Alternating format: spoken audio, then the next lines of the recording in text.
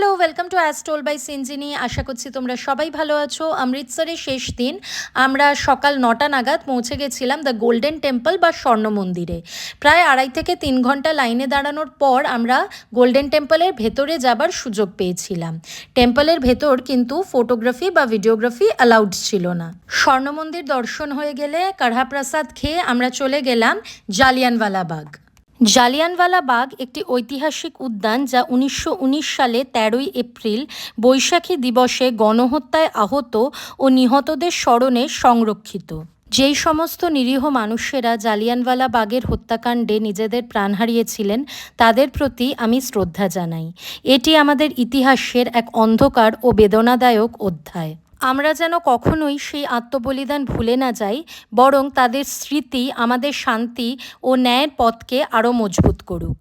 Jallianwala bug দেখা হয়ে গেলে আমরা অমৃতসরের মার্কেট থেকে টুকটাক শপিং করে নিই আর তারপরে কাছাকাছি একটা রেস্টুরেন্টে লাঞ্চও সেরে নিই। Then we went back to our hotel to collect our luggage. সেদিন আমাদের কলকাতা ফেরার ফ্লাইট ছিল অ্যাট অ্যারাউন্ড 7 PM। অমৃতসরে 2 দিন বেশ আনন্দ করেই কাটিয়েছিলাম।